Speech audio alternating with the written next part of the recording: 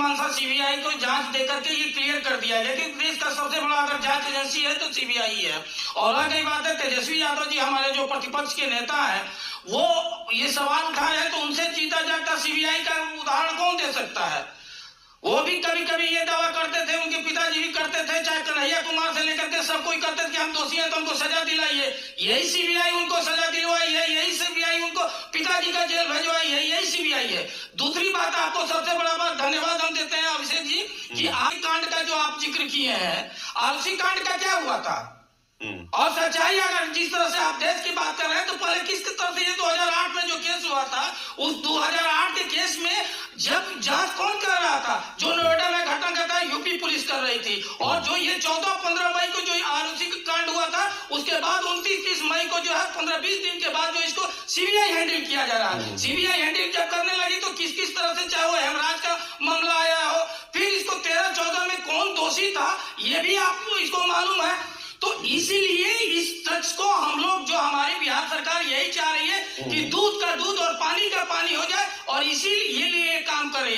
दूसरी बात, आप जो सवाल उठवाए हैं कि कहा जा रहा है कि भाई डीजीपी कह दे रहे हैं कि नहीं तुम ये आत्महत्या घोषित करवा दीजिए, परिवार को कर रहे हैं, ये बताइए कैसा सवाल है अभिषेक जी। हम ये जानना चाह रहे हैं, जहां सरकार ये प्रूव कर दिया है कि हमको ये लड़की का रेप हुआ है, और उसके बाद ये कैसे किसी पर बात विश्वास कर लिया जाए कि उसके बाद आला अधिकारी कह रहे हैं कि नहीं आप इसको आत्महत्या कर लीजिएगा। ये अच्छा ठीक है, एक मिनट राजेश तिवारी जी, राजेश तिवारी जी, आपके मुताबिक परिजन झूठ बोल रहे हैं, चलिए मान लिया भाई परिजन अगर झूठ बोल रहे हैं तो मैं फिर वही सवाल पूछूंगा कि फिर किसके दबाव में आपने सीबीआई को दिया? अगर आपकी जांच सही दिशा में थी तो सीबीआई को भेजा क्यों आपने जांच के लिए?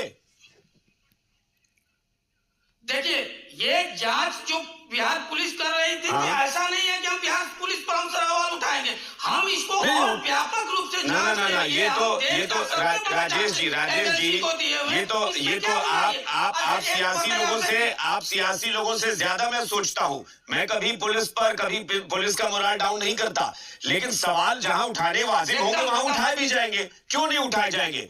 क्या बिहार पुलिस, क्या पटना पुलिस का सिस्टम इतना फेल हो गया, इतना कमजोर हो गया कि 15 दिन में एसआईटी ने हाथ खड़े कर दिया और कह दिया कि नहीं हमसे नहीं हो पाएगा भाई, अब सीबीआई को दे दीजिए?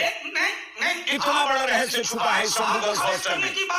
हम नहीं, कोई रहस्य, ये अगर रहस्य है तो सीबीआई जांच करेगी। अगर बिहार पुलिस को अगर कह रहे हैं कि हाथ खड़ा कर दी, तो देश के कौन ऐसा राज्य है और सेंट्रल का एजेंसी है या पुलिस है कि जहां पर सीबीआई जांच न दिया गया हो? और शुरुआत में सीबीआई को जांच दी जाती है राजेश तिवारी जी, ये तो एक प्रक्रिया होती है।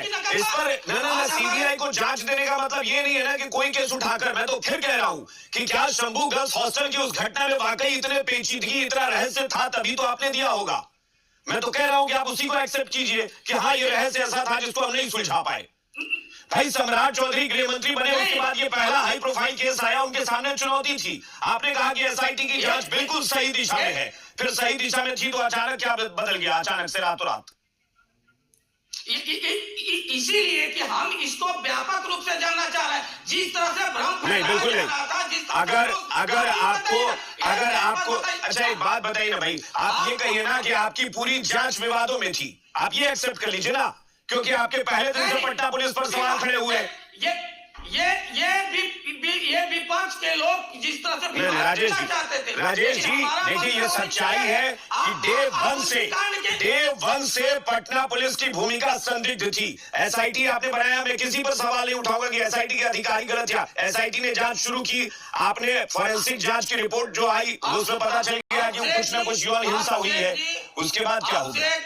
आप जिस वीडियो का आप चर्चा कर रहे हैं, उस वीडियो में देखिए कि किस तरह से, ये तो कल रिलीज हुआ, ये देख लीजिए कि किस तरह से जो उसके साथ लड़की जो है सब वो कह रही है कि जब से आई है 5 तारीख को आई है तब से ये गुमसुम रह रही है, किसी से बात नहीं कर रही है। आवाज आ रहा है, हम ऐसा नहीं कर उसमें आवाज, अरे भाई तो उसके साथ कुछ गलत भी तो हुआ होगा ना? पूछ रहे हैं तो ये तो आपकी पुष्टि हुई है ना जांच में कि उसके साथ कुछ गलत हुआ है, आप खुलासा करिए ना भाई। मैं कह रहा हूं कि आपने परिजनों के भी डीएनए सैंपल लिए थे, अगर वैसा भी कुछ आप खुलासा करिए। पुलिस का काम क्या है? खुलासा करना। तो एकदम हम वही, उसीलिए हम देश के सबसे बड़ी जांच एजेंसी है और